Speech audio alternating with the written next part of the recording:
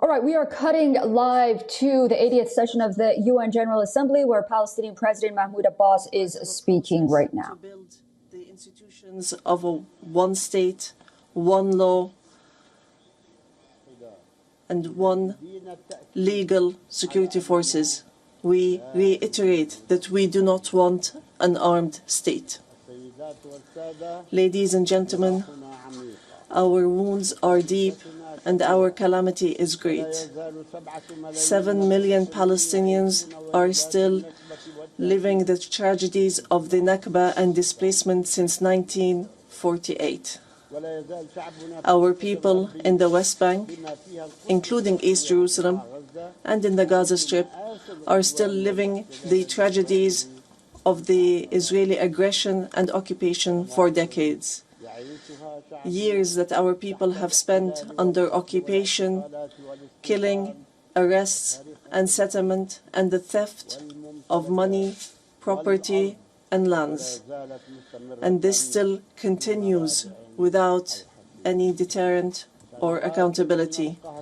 Years of oppression, deprivation, and the protection for the occupier, and enabling the occupier instead of protecting the people under the occupation.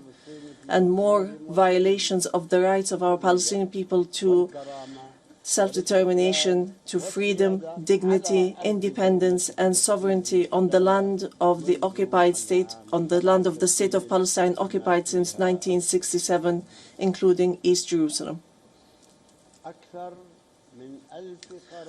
More than 1,000 resolutions at the United Nations. Not one of them was implemented. There have been many efforts, many international initiatives, without reaching an end to this tragic situation that the Palestinian people are living under the yoke of occupation. In 1993, we signed the Oslo Accords, and we adhered to all its items, and we recognized the state of Israel. Israel, at the time, recognized the Palestine Liberation Organization as the sole legitimate representative of the Palestinian people. Based on that, we restructured our institutions, and we amended our national charter, and we rejected violence and terrorism, and we adopted a culture of peace. We made all our efforts to build the institutions of a modern Palestinian state that lives side by side in peace and security with Israel. But Israel did not adhere to the signed agreements and has worked systematically on undermining them. Ladies and gentlemen, just 3 days ago, we met at a high-level international conference in New York under the joint chairmanship of France and the Kingdom of Saudi Arabia, with wide-scale international presence and united positions that expressed a genuine international will to put an end to this historic conflict by recognizing the state of Palestine, ending the occupation, and returning hope to both the Palestinian and Israeli people.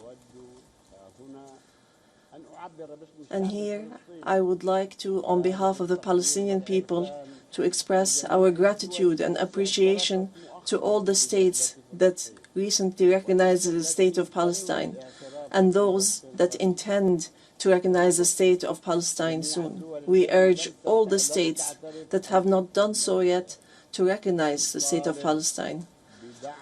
We call on supporting Palestine obtaining full membership in the United Nations. It should be noted that we have already recognized Israel's right to exist in 1988 and in 1993, and we still recognize this right. In this regard, we would like to thank France, the UK, Canada, Australia, Belgium, Portugal, Luxembourg, Malta, Monaco, San Marino, Andorra, and Denmark for their recognition of the State of Palestine. We would like to thank all 149 states which had previously recognized the State of Palestine. Our people will not forget this noble position. We would also like to commend the role of the chairmanship of this conference, the Kingdom of Saudi Arabia and France, and also the United Kingdom. We would also like to thank all the states that headed the various working groups and those which participated and continue to participate in the International Alliance for Peace.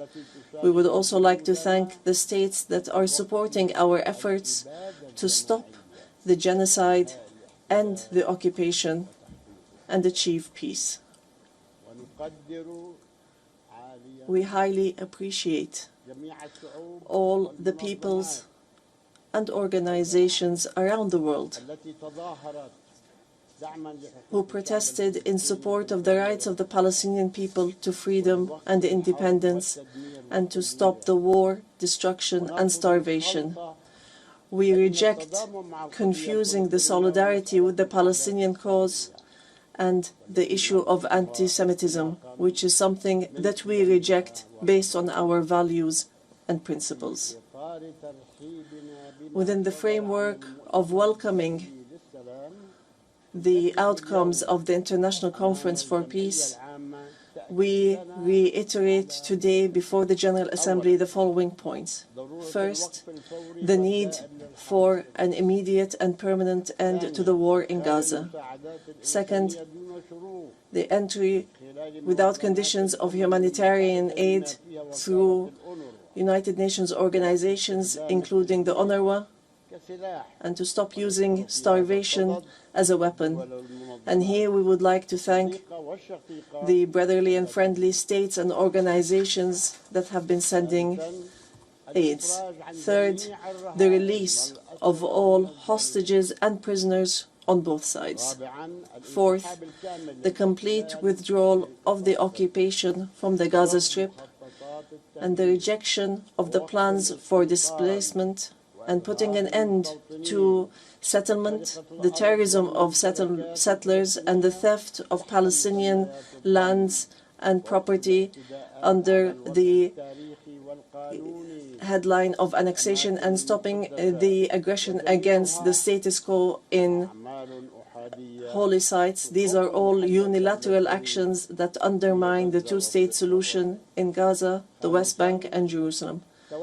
Fifth, the State of Palestine should take their full responsibility, starting with the Administrative Committee for the Gaza Strip, which is chaired by a minister in the Palestinian government, to manage the affairs of the Gaza Strip for a temporary period, and then to connect that with the West Bank, all through Arab and international support, and with Arab and international presence to protect civilians in Gaza and support the Palestinian forces under the umbrella of the United Nations, rather than being a replacement.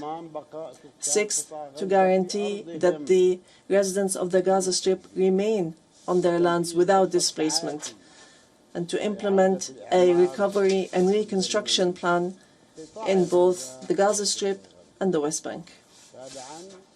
Seventh, releasing the Palestinian tax money that is being held by the State of Israel unjustly, and lifting the economic siege and the barriers from the Palestinian cities, villages, and refugee camps.